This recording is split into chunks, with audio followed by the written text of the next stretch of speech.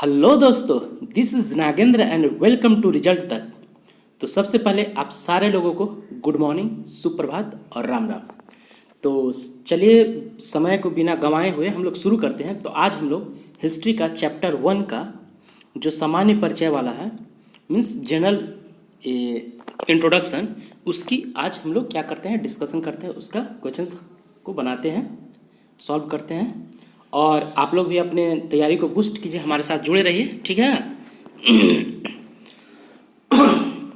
Sorry. तो first question है question number 1। Question number 1 कहता है कि इतिहास के तहत अध्ययन किया जाता है। इतिहास के तहत किस चीज़ का अध्ययन किया जाता है? तो इसका सही जवाब होगा ऑप्शन नंबर ए, अतीत का। नेक्स्ट, प्रथम यूनानी इतिहासकार कौन था? तो इसका सही जवाब होगा option number B, Herodotus. Next, निम्नलिखित में से किसने स्पष्टतया कहा कि इतिहास के समस्त निष्कर्ष युक्ति संगत साक्ष्यों पर आधारित होते हैं?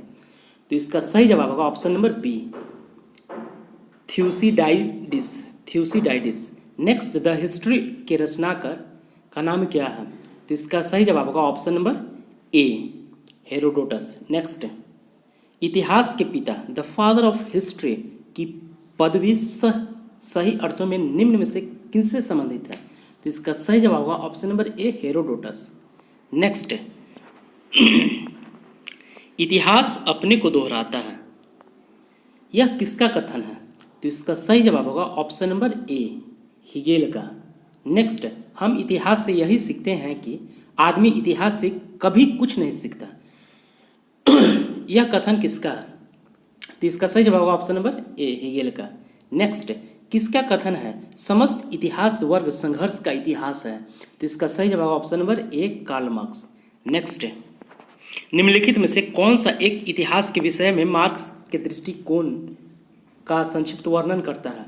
तो इसका सही जवाब होगा ऑप्शन नंबर बी, इतिहास शोषक और शोषित वर्गों के बीच संघर्ष का सिलसिला है। नेक्स्ट, निम्नलिखित में से किसने द्वंद्वात्मक भौतिकवाद के सिद्धांत का प्रतिपादन किया है? तो इसका सही जवाब option number B, Marx. Next, Karl Marx ने वर्ग संघर्ष की प्रक्रिया को निम्नलिखित में से किस सिद्धांत की मदद से समझाया है? तो इसका सही जवाब होगा ऑप्शन नंबर बी, डी, द्वंद्वात्मक भौतिकवाद सिद्धांत के नाम से समझाया है। तो इसका सही जवाब होगा ऑप्शन नंबर डी। नेक्स्ट, इतिहास विगत की राजनीति है, यह किसका कथन है? तो इसका सही जवाब होगा ऑप्शन नंबर सी, सीले का कथन है। कि क्या सीले का कथन है? कि इतिहास विगत की राजनीति है। नेक्स्ट, क्वेश्चन नंबर 13, ठीक है। 13 कहता है कि सूची 1 को सूची 2 से सुमिलित कीजिए तथा नीचे दिए गए कूट की सहायता से सही उत्तर चयन कीजिए। तो इसका क्या क्या ऑप्शन है? फर्स्ट का ऑप्शन है कि ओक्साट। ओक्साट आप लोग देख लीजिए, ओक्साट है, ट्रेवेलियन है, कॉलिंग वुड है, ब्यूरी है। और इधर जो सूची 2 का है संपूर्ण इतिहास का विचार का इतिहास। तो इसका सही जवाब होगा ऑप्शन नंबर ए। 13 का सही जवाब होगा ऑप्शन नंबर ए, मीन्स ओक्साट का सही मैचिंग होगा। इतिहास का परिभाषा ओक्साट का मतलब क्या होता है? ओक्साट जो लेखक है उनके इतिहास का परिभाषा क्या दिया था कि संपूर्ण इतिहास विचारों का इतिहास है। फिर ट्रेवेलियन ने क्या दिया था कि इतिहास स्वतः मात्र एक विज्ञान है, जिससे कम नहीं और इससे अधिक नहीं। कॉलिंग वुड जो लेखक हैं उनके द्वारा इतिहास का क्या डेफिनेशन दिया गया है? सच यह है कि इतिहास में अतीत वर्तमान के साथ बदलता है। नेक्स्ट, डी कहते हैं कि ब्यूरी ने इतिहास का क्या डेफिनेशन दिया? इतिहास का महत्व वैज्ञानिक नहीं है। नेक्स्ट, क्वेश्चन नंबर 14, इतिहास दर्शन शास्त्री ने कहा था समस्त इतिहास का समकालीन इतिहास है। तो इसका सही जवाब होगा ऑप्शन नंबर बी, बेनेडिक्टो क्रोच ने। नेक्स्ट, 15, इतिहास अतीत एवं वर्तमान के बीच अंतहीन वार्ता है, यह किसने कहा था? तो इसका सही जवाब होगा ऑप्शन नंबर ए, ई एच कार ने। नेक्स्ट, तिथियों के साथ प्रयुक्त होने वाला बीसी किसका संक्षिप्ताक्षर है? तो इसका सही जवाब होगा before Christ, means before Christ, option number ए। नेक्स्ट, तिथियों के साथ प्रयुक्त होने वाला एडी का पूर्ण रूप होता है। तो इसका सही जवाब होगा option number A, anno domini, ठीक है। नेक्स्ट, वर्ष 50 ईसा पूर्व का मतलब क्या होता है? तो इसका सही जवाब होगा ऑप्शन नंबर बी, 150 ईसा पूर्व के बाद आता है। वर्ष 50 ईस्वी पूर्व 150 ईसा पूर्व के बाद आता है। नेक्स्ट है, वर्ष 1015 ईस्वी किस शताब्दी में आता है? तो इसका सही जवाब होगा ऑप्शन नंबर डी, 11वीं शताब्दी में। नेक्स्ट, सूची 1 को सूची 2 से सुमिलित करना है। तो इसका सही जवाब होगा ये नेक्स्ट है, तो नेक्स्ट का सही जवाब होगा ऑप्शन नंबर डी। डी क्या कहता है? 4321। 4321 देख लेते हैं कि 4321। तो विक्रम संवत्सर का सही जवाब होगा 98 ईस्वी पूर्व में। अब शक संवत्सर का 78 ईस्वी में। फिर गुप्त संवत्सर का 320 ईस्वी में। फिर कली संवत्सर का 3102 ईसा पूर्व में।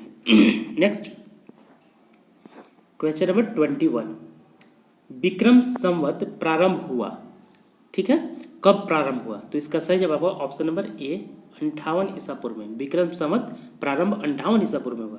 नेक्स्ट, शक संवत का प्रारंभ किस सम्राट के शासनकाल में 78 ईस्वी में हुआ था? तो इसका सही जवाब होगा ऑप्शन नंबर बी, कनिष्क के टाइम में। नेक्स्ट, भारत का राष्ट्रीय पंचांग यानी नेशनल कैलेंडर किस संवत पर आधारित है? तो इसका सही जवाब होगा ऑप्शन नंबर सी, शक संवत पर। नेक्स्ट, गुप्त संवत 319 से 320 ईस्वी को प्रारंभ करने का श्रेय किसे दिया जाता है? तो इसका सही जवाब होगा ऑप्शन नंबर ए, चंद्रगुप्त प्रथम को। नेक्स्ट, चंद्रगुप्त प्रथम ने गुप्त संवत का प्रारंभ किस उपलक्ष्य में किया था? तो इसका सही जवाब होगा ऑप्शन नंबर ए, अपने राज्यरोहण के स्मारक के रूप में। नेक्स्ट, क्वेश्चन नंबर 26, निम्न कथनों पर विचार कीजिए तथा नीचे दिए गए से सही उत्तर चुनिए। विक्रम संवत 98 ईसा पूर्व से आरंभ हुआ था। शक संवत सन 78 से आरंभ हुआ था। गुप्त संवत सन 319 से आरंभ हुआ था। भारत में मुसलमान शासन का युग सन 1192 ईस्वी से शुरू हुआ था। तो इसमें सही कौन है? तो सही कहने का मतलब है 1 2 3। तो इसका सही 1 से 3 तक सारा सही है कि विक्रम संवत 98 ईस्वी पूर्व में बिल्कुल सही है। शक संवत 78 ईस्वी में प्रारंभ भी सही है, और गुप्त संवत 319 में आरंभ हुआ था, ये भी सही है। तो इसका सही जवाब option number C, 1 2 3। Next, Harshavardhan ने 606 ईस्वी में हर्ष संवत की स्थापना किस उपलक्ष्य में की थी? तो इसका सही जवाब होगा ऑप्शन नंबर ए, अपने राज्यरोहण के उपलक्ष्य में। नेक्स्ट, निम्नलिखित में से वह कौन सा संवत है जो कलचुरियों द्वारा प्रयुक्त किए जाने के कारण कलचुरी संवत भी कहलाता है? तो इसका सही जवाब होगा ऑप्शन नंबर सी, त्रैकुट संवत, ठीक है। नेक्स्ट, त्रैकुट संवत को क्या भी कहते हैं? कलचुरी संवत भी कहते हैं, क्योंकि कलचुरियों ने इसका कलचुरियों द्वारा प्रयुक्त किया गया था। चालुक्य विक्रम संवत का प्रचलन किसने किया? तो इसका सही जवाब होगा option number C, Chalukya Vikram का विक्रमादित्य चतुर्थ ने किया था। नेक्स्ट, निम्नलिखित में से किसे एक नए संवत चलाने का यश प्राप्त है? तो इसका सही जवाब होगा option number D, Lakshman Sen को। नेक्स्ट, निम्नलिखित में से कौन सा वर्ष दिसंबर 2009 में शक संवत का वर्ष है? तो इसका सही जवाब होगा option number A, 1931। Next, Vikram Samvat 2070 को ईस्वी संवत में रूपांतरित करने पर मान होगा। 2070 ईस्वी को संवत में रूपांतरित करने तो वैल्यू कितना होगा? तो इसका सही जवाब ऑप्शन नंबर डी, 2013 आ जाएगा। नेक्स्ट, क्वेश्चन नंबर 33, विक्रम एवं शक संवत के आरंभ के बीच कितने वर्षों का अंतर है? तो इसका सही जवाब होगा ऑप्शन नंबर सी, 135 वर्षों का। नेक्स्ट, 34, पुलकेशिन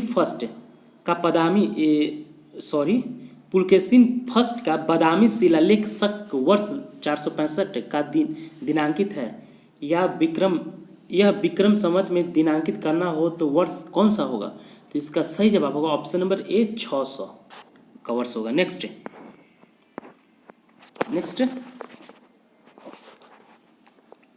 है कि राजस्थान सरकार के कैलेंडर में 20 संख्या 2063 लिखा हुआ है, तो शक संवत में क्या होगा? तो इसका सही जवाब होगा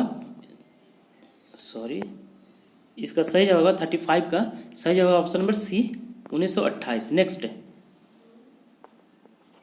पुरातत्व में अस्तर विन्यास पद्धति निम्नलिखित में से किसको समझाने के लिए प्रयुक्त की जाती है? तो इसका सही जवाब होगा ऑप्शन नंबर बी भौतिक अवशेष के क्रमिक निक्षेप को। नेक्स्ट, कार्बन 14 तिथि निर्धारण पद्धति का विकास किया, किसने किया था? तो इसका सही जवाब option number D Willard Libby ने।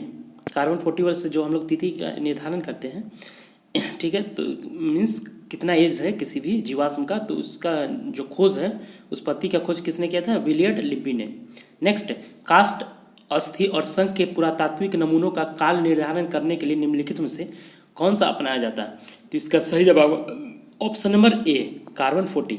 नेक्स्ट, कार्बन डेटिंग निम्न की आयु निर्धारण करने हेतु प्रयुक्त होती है, तो इसका सही जवाब होगा ऑप्शन नंबर ए जीवाश्म की। नेक्स्ट, प्रागैतिहास का अंत एवं इतिहास का आरंभ तब माना जाता है जब यानी मानव ने लिखना सीखा था, तो इसका सही जवाब option number C. Next, Bharat के संदर्भ में ऐतिहासिक काल हिस्टोरिक पीरियड का आरंभ कब से माना जाता है? तो इसका सही जवाब होगा ऑप्शन नंबर सी 600 ईसा पूर्व से। नेक्स्ट, सिंधु सभ्यता को आद्य ऐतिहासिक सभ्यता कहा जाता है क्योंकि इसमें यह प्रमाण मिला है, इसमें क्या चीज़ का प्रमाण मिला है? लेखन का। नेक्स्ट, शक संवत पर आधारित राष्ट्रीय पंचांग यानी नेशनल कैलेंडर का एक चक्र ग्रेगोरियन कैलेंडर की निम्नलिखित तिथियों में से किस एक के तदनुरूप है? तो इसका सही जवाब होगा ऑप्शन नंबर ए 22 मार्च अथवा 21 मार्च। नेक्स्ट, किसने इतिहास को प्राचीन, मध्यकालीन और आधुनिक 3 भागों में बांट कर देखने का रिवाज चलाया है? तो इसका सही जवाब होगा ऑप्शन नंबर डी सेलेरियस ने। इसका सही जवाब ऑप्शन नंबर डी सेलेरियस ने। ठीक है, तो आप लोग अगर अच्छा लगे सेशन तो लाइक कीजिए, सब्सक्राइब कीजिए। ठीक है, चलिए धन्यवाद, जय हिंद।